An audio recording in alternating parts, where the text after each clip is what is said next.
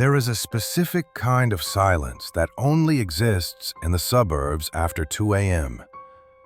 It's not a peaceful silence. It's a heavy, expectant void, where the hum of the refrigerator sounds like a jet engine and every settling floorboard sounds like a footstep. I moved into the property on Elm Street in late November of 2019. It wasn't my dream home, but it was a foreclosure, sold as is, which meant it was the only thing I could afford. The inspector gave me a laundry list of repairs, a leaky roof, outdated wiring, and a back door with a shattered locking mechanism. The previous owners had installed a heavy-duty deadbolt, which worked fine, so the door was secure. But the actual handle, a vintage, tarnished brass knob, was completely broken. The internal spring was snapped. You could spin the knob 360 degrees, round and round, like a fidget spinner, and it wouldn't catch on anything. It was just a useless piece of metal decoration. I added it to my to-do list, intending to replace it within the week. That week turned into a month. Life got in the way, work piled up, and I simply got used to it. I even developed a habit of giving it a little spin with my finger whenever I walked past it to go to the kitchen. It would whir silently for a few seconds before coming to a rest. It was a harmless quirk of an old house. Until the night of the blizzard. It was mid-January. A massive snowstorm had buried the neighborhood, killing the power grid around 10 p.m. My house was plunged into darkness, illuminated only by the blue-gray light of the snow reflecting through the windows. The silence was absolute. The snow insulated the house, dampening even the sound of passing cars. I was in the living room, reading by candlelight, wrapped in 3 layers of blankets. The living room had a direct line of sight to the kitchen and, by extension, the back door. At around midnight, I heard a sound. Squeak. Whirr. It was faint, but in the dead silence, it sounded like a scream. I looked up. The candlelight flickered, casting long dancing shadows against the kitchen walls. I stared at the back door. The brass knob was moving. It wasn't a fast spin. It was a slow, deliberate rotation. Clockwise, then counterclockwise. Squeak. Whirr. My first thought was a draft. The wind outside was howling. Maybe the pressure difference was messing with the loose mechanism. I stood up, taking the candle with me, and walked into the kitchen. As I got closer, the spinning stopped. I stood there for a moment, feeling foolish. "It's just the wind," I whispered, my breath visible in the freezing air. I reached out and touched the cold metal of the knob to steady it. It was freezing, radiating the cold from the blizzard outside. I went back to the couch. 10 minutes later, it happened again, but this time it wasn't slow. Whir, whir, whir, whir. The knob was spinning rapidly, violently. I jumped to my feet, dropping my book. The sound was mechanical, rhythmic, like someone was standing on the other side and flicking it with their finger, over and over again. I grabbed the heavy iron poker from the fireplace. My heart was hammering against my ribs, a dull thudding sound in my ears. I crept back into the kitchen. The spinning didn't stop this time. I watched, mesmerized and terrified, as the brass knob blurred with speed. The deadbolt was still locked tight. I could see the silver latch firmly in place. The door wasn't opening. Whoever or whatever was out there wasn't trying to get in. They were just playing with the broken piece. "Who's there?" I shouted. My voice cracked. The spinning stopped instantly. I waited. 1 minute. 2 minutes. The only sound was the wind rattling the window panes. Then, slowly, the knob began to turn again. But this time, it was different. It wasn't spinning freely. It was being turned slowly, all the way to the right until it hit the limit of the broken mechanism, and then forced past it. I could hear the grinding of metal on metal. Grrr, click, grrr, click. I summoned every ounce of courage I had and marched to the door. I slammed my hand onto the inside knob to stop it, and that's when I felt it. I felt the resistance. There was a physical force on the other side. A hand. A strong hand. I gripped the knob tight, trying to hold it still. The person on the other side fought back. I could feel the vibration of their struggle through the brass. It was an intimate, terrifying connection, palm to palm, separated only by 2 inches of wood and metal. We were locked in a silent arm wrestling match with a doorknob. Then, the person on the other side let go. The tension released so suddenly that I stumbled back. I quickly pressed my face against the small glass window at the top of the door, trying to see out into the backyard. It was pitch black. The snow was falling heavily, a white curtain obscuring everything. I couldn't see a person. I couldn't see tracks. Just the endless white void. I backed away from the door, grabbed a kitchen chair, and wedged it under the handle, even though the deadbolt was locked. I didn't sleep that night. I sat in the corner of the living room, poker in hand, staring at that brass knob, waiting for it to move. It never did. The next morning, the sun came out. The storm had passed. The power came back on around 9 a.m. I immediately called the police. I told them someone had been trying to break in. 2 officers arrived about 20 minutes later. They were skeptical. Old house, storm, overactive imagination, but they agreed to check the perimeter. They went into the backyard. I watched from the kitchen window. I saw the officer stop. He looked at the ground, then at the door, then back at the ground. He waved his partner over. They stood there for a long time, pointing at something in the snow. Finally, the older officer came to the back door and knocked. I opened it. "Sir," he said, his face pale, "you said this happened around midnight?" "Yes," I replied. "Why?" "And you didn't look outside until after the spinning stopped?" "Right. I was too scared." The officer stepped aside and pointed to the snowdrift right in front of the door. The snow was undisturbed. "What?" I stammered. "But I felt them. I felt them turn the knob." "Sir," the officer said, pointing up, "look at the knob." I looked at the exterior handle. It looked normal. "Look closer," he said. I leaned in. There was a thin, almost invisible fishing line tied tightly around the stem of the knob.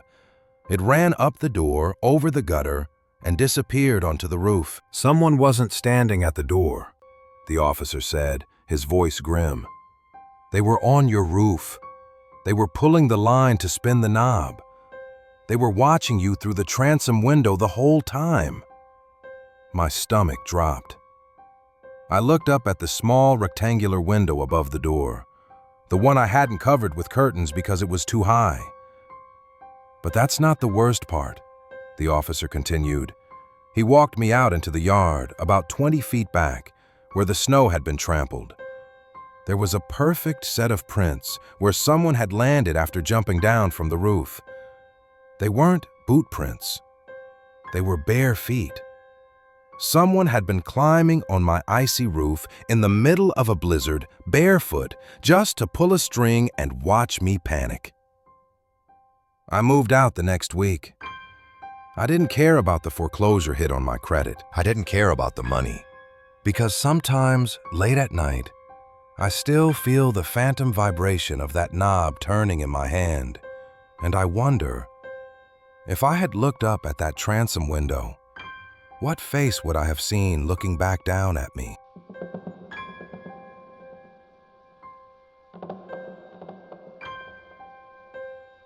They say that fear is the ultimate time machine.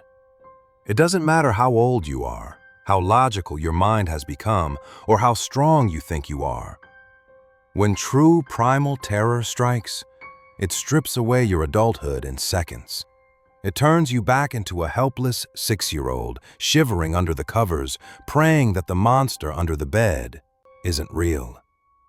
I learned this the hard way in the summer of 2015. I was 23 at the time, and my younger brother Sam was 20. We were tasked with house-sitting for our Uncle Jerry, who had just bought a sprawling mid-century modern property in the secluded hills of Northern California.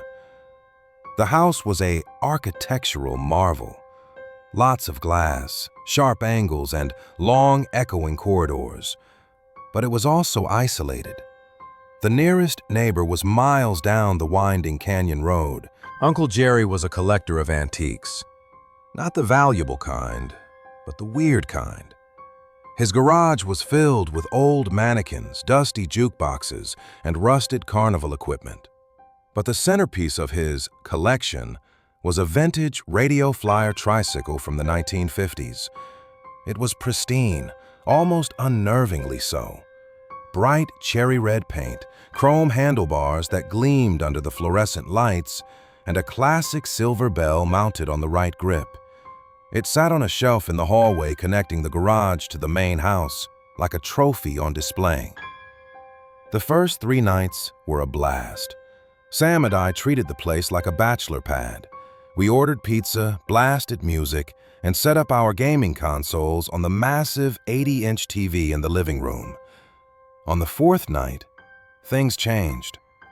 It was around 2:45 a.m. We were deep into a tense match of Call of Duty. The volume was up, explosions and gunfire filling the room. Then, during a lull in the game lobby, we heard it. Ding ding! It wasn't part of the game. It was a sharp, piercing metallic chime. It cut through the low hum of the refrigerator and the distant sound of crickets outside. Sam took off his headset. "Did you hear that?" "Yeah," I said, pausing the game. "Sounded like a notification on your phone." "My phone is on silent," Sam replied, frowning. We sat in silence for a moment. Then it happened again. Ding! Ding! This time it was louder, and it wasn't coming from our phones. It was coming from the hallway, the long, dark corridor that led to the garage. My stomach tightened. That sound was unmistakable. It was the thumb lever of a bicycle bell being pulled back and released. "That's Uncle Jerry's bike," Sam whispered, his face going pale. "The one on the shelf." "Don't be stupid," I said, trying to sound braver than I felt. "It's probably a draft hitting it, or maybe a mouse crawled on it." We decided to investigate. I grabbed a heavy flashlight from the kitchen drawer, and Sam grabbed a baseball bat. A cliché, I know, but it made us feel better. We walked down the hallway. The air got colder the further we went. The door to the garage was at the end of the hall. The tricycle was supposed to be on a high shelf right next to that door. I shone the flashlight beam down the hall. The shelf was empty. My heart hammered against my ribs. "Sam," I hissed, "where's the bike?" Sam pointed the bat towards the floor. "Look." Sitting in the middle of the hallway, about 10 feet away from us, was the red tricycle. It was facing us. There was no way it could have fallen off the shelf and landed upright like that. Someone had taken it down. "Is someone in the house?" Sam whispered, backing up. "Hello?" I shouted. "If you're in here, the police are on their way." Silence. Just the oppressive silence of a big, empty house. We did a sweep of the rooms. Nothing. No open windows, no forced entry. We were freaked out, so we put the tricycle back on the shelf. This time I pushed it all the way to the back against the wall and went back to the living room. We locked the hallway door and propped a chair against it. We didn't play any more games that night. We sat on the couch with the lights on, listening. An hour passed. We started to doze off. Squeak. Squeak. Squeak. I bolted upright. It was the sound of rusty wheels turning. Rhythmic, slow. Squeak. Squeak. Ding! It was coming from the other side of the living room door, the door we had barricaded. Sam looked at me, terror in his eyes. It's back! I grabbed the flashlight again. This isn't funny, I yelled at the door. Show yourself! Then we heard a sound that made my blood freeze. It was a giggle. A soft, wet, childish giggle. But it didn't sound innocent. It sounded wrong. It sounded like an adult trying to mimic a child, but getting the pitch slightly off. It was guttural and mocking.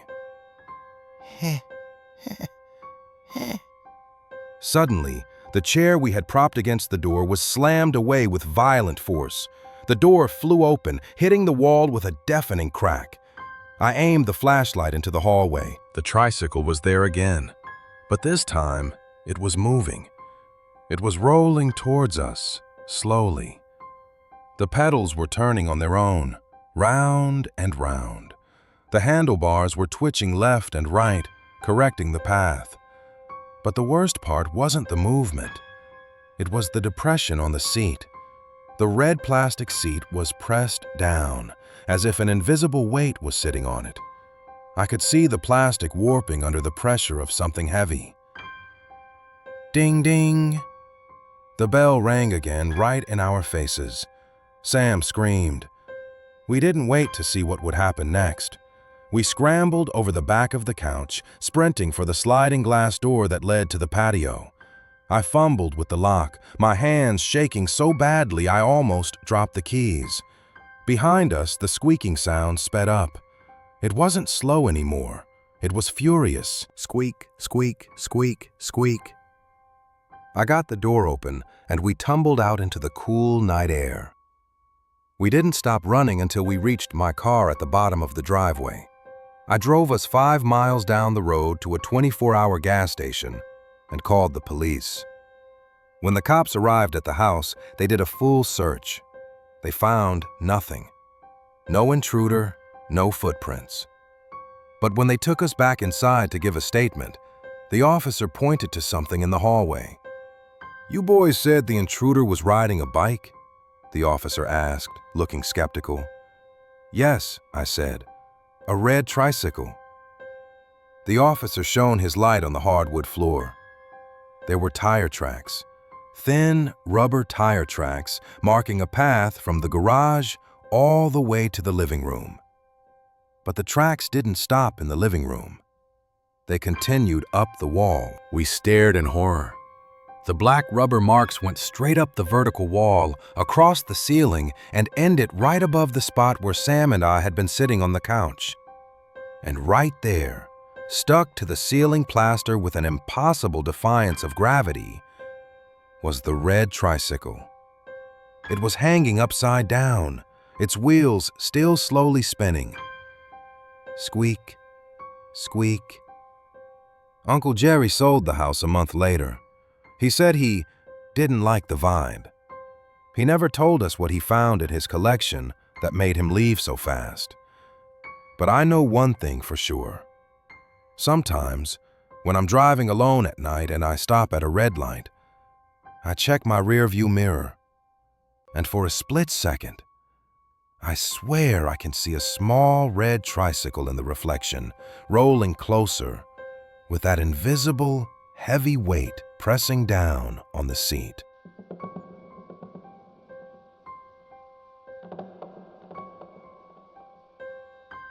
We usually associate the sound of a bouncing ball with playgrounds, sunshine, and innocence. It's a happy sound.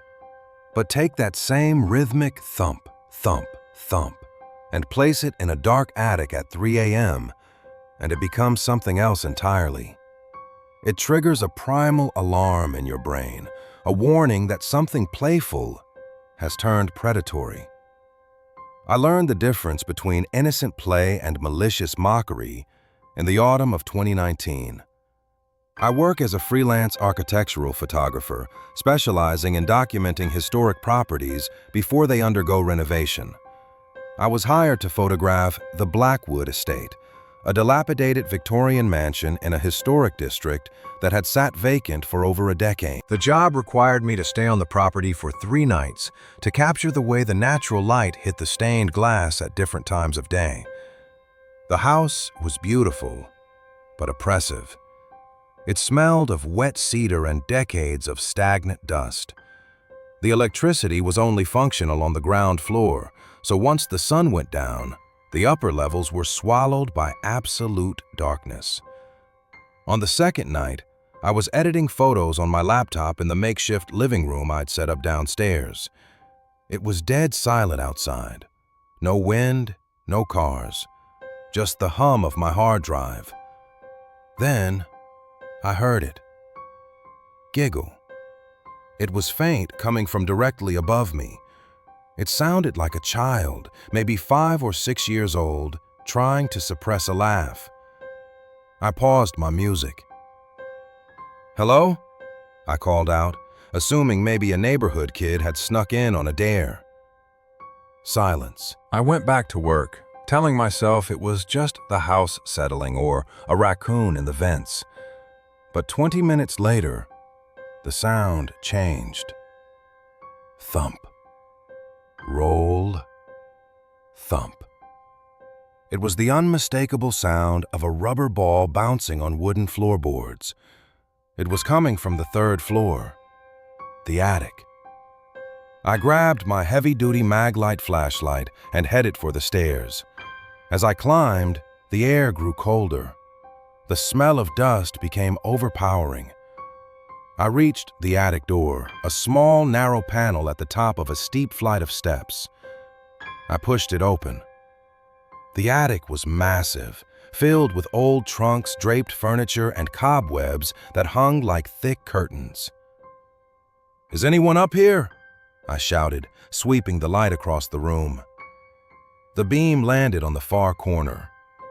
There, sitting in the middle of the floor, was a small red rubber ball. It was dusty, but looked relatively new compared to the rest of the junk up there.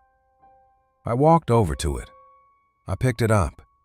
It felt cold, solid. I assumed it had been left by a previous squatter.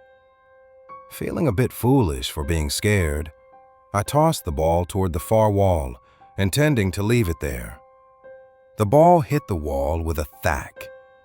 It rolled into the shadows of the eaves, where the roof sloped down to meet the floor. I turned to leave. Roll. I froze. Behind me, the sound of the ball rolling against the floorboards echoed in the silence.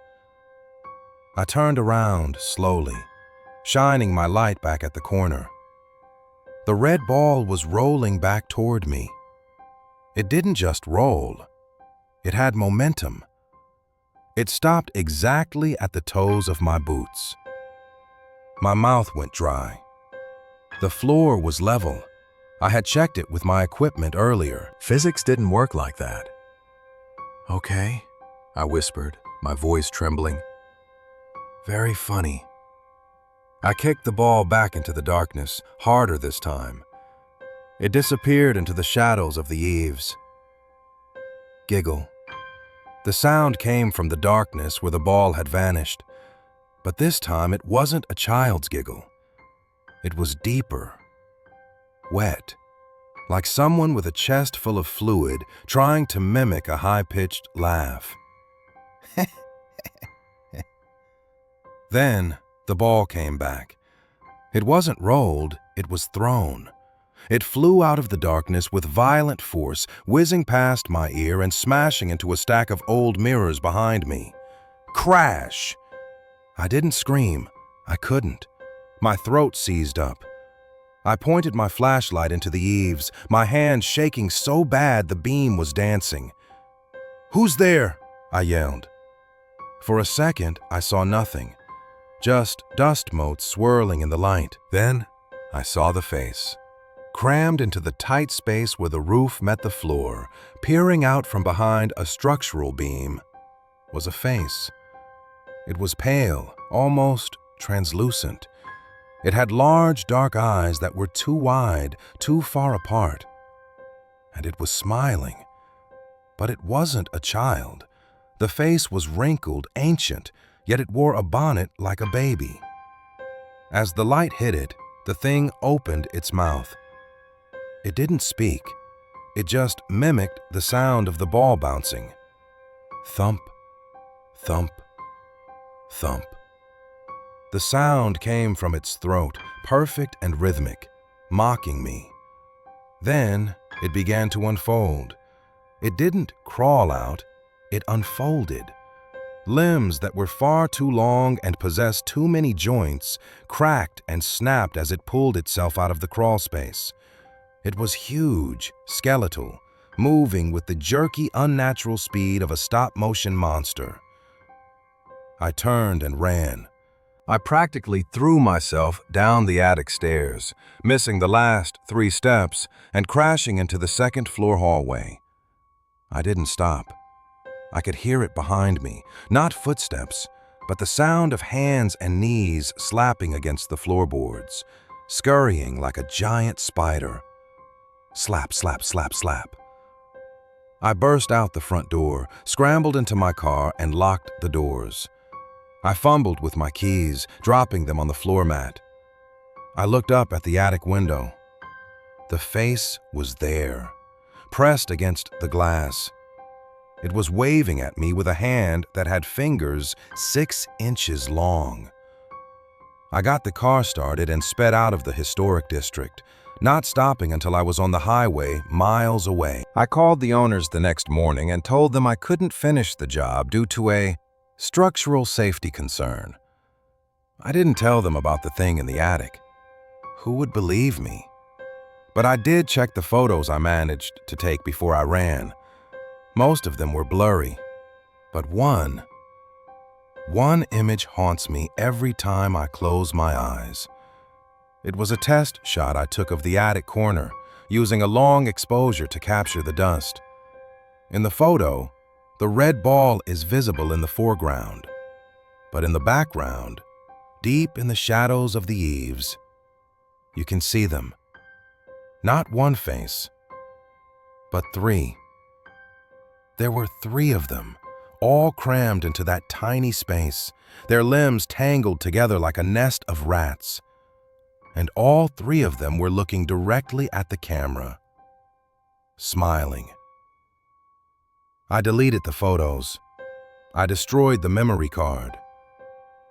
But I can't destroy the sound. Sometimes, when I'm lying in bed in my own apartment and the neighbor's kid drops a toy upstairs, I flinch. I wait for the thump, thump, thump, and I pray that the ball doesn't roll back.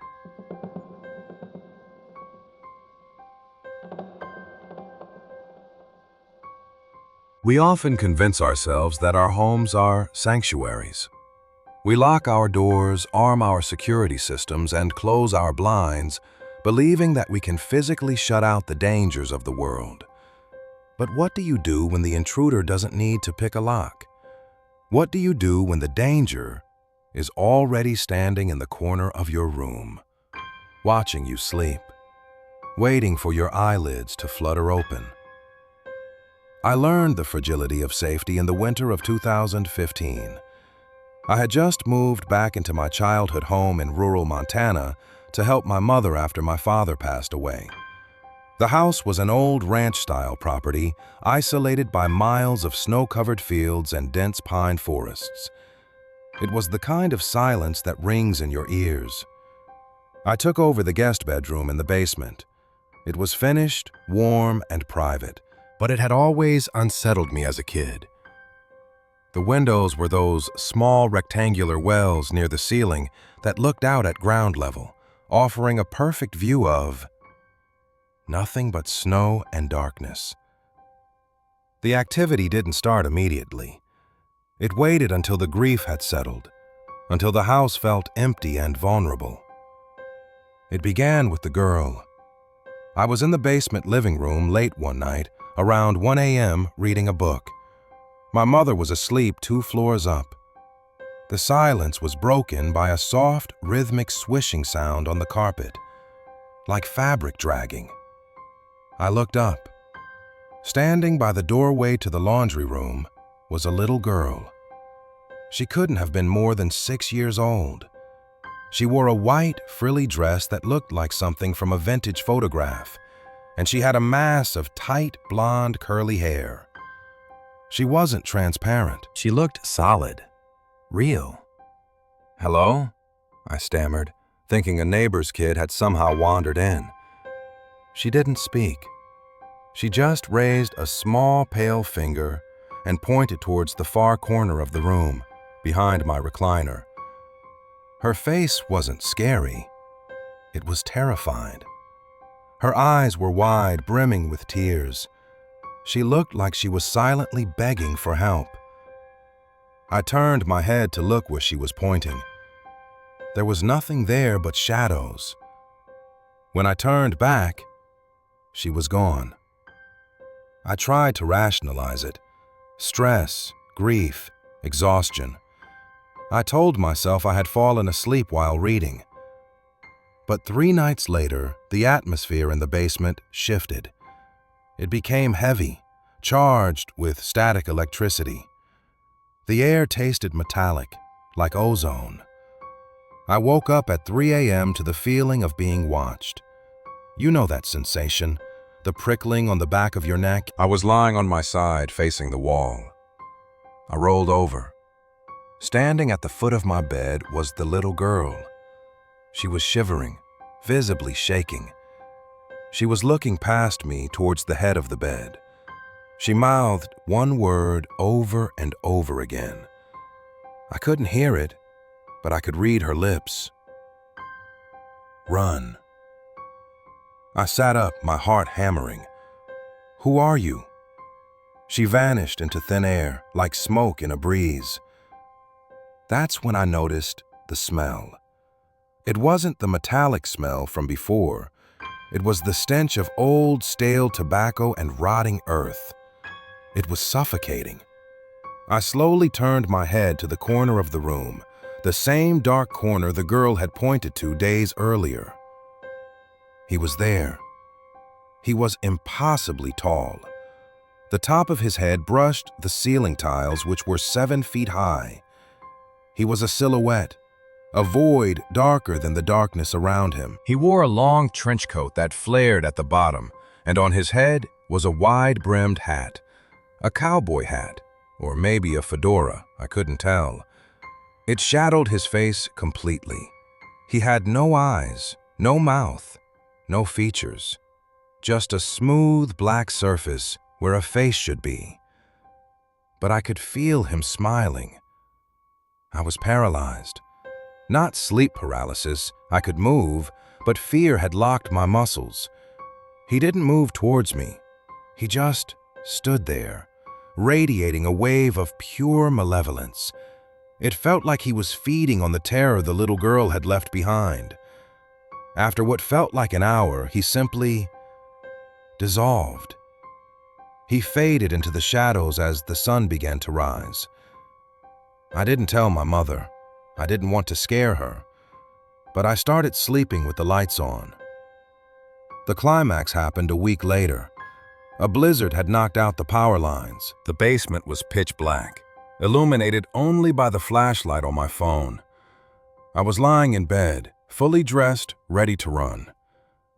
I heard the girl crying. It was a soft, whimpering sound coming from inside my closet.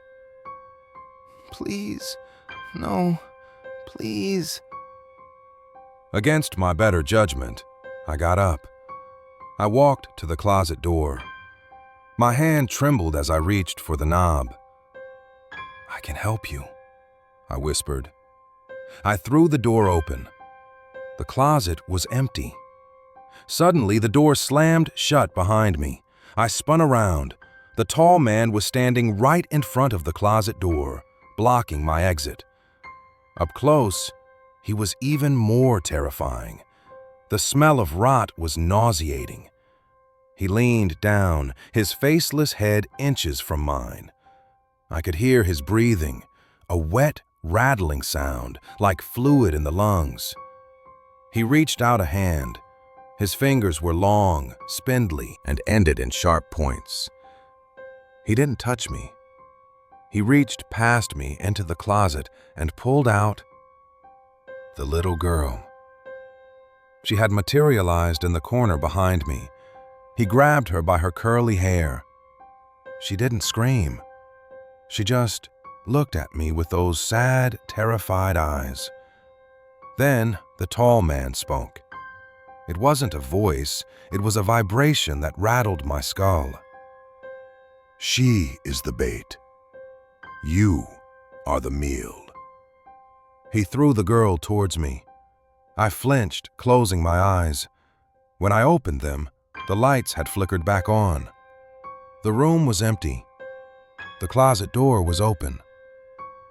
I packed my bags that night. I told my mom I had an emergency at work and drove through the blizzard until I reached a motel 2 towns over. I did some research later. I found out that the land our house was built on used to be a ranch in the 1800s. The owner was a man known for his cruelty, a man who always wore a wide-brimmed hat.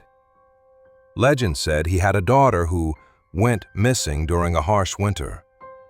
I think the girl isn't haunting the house. I think she's trapped there. She's forced to appear to people, to scare them, to act as a lure. She draws out your fear, your sympathy, your vulnerability. And once you're terrified, he comes to feed. I haven't gone back to that house. My mother sold it a year later. She said she felt lonely there, that the basement always felt cold. But sometimes in my new apartment in the city, when I'm walking down a crowded street, I'll see a little girl with blonde, curly hair in the crowd. And standing just behind her, towering over the pedestrians, is a tall shadow with a wide-brimmed hat. He tips his hat to me, and I know he's still waiting.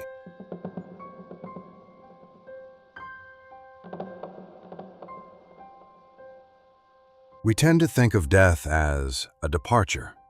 We assume that when the heart stops beating, the person leaves, severing their connection to the material world. But what if, for some people, death is just a change in management? What if their obsession with their property, their routine, and their rules is so strong that it anchors them to the floorboards long after their bodies have been buried? I discovered the answer to this in the spring of 2018, when I moved into a pristine 2-story townhouse in a quiet suburb of Brisbane.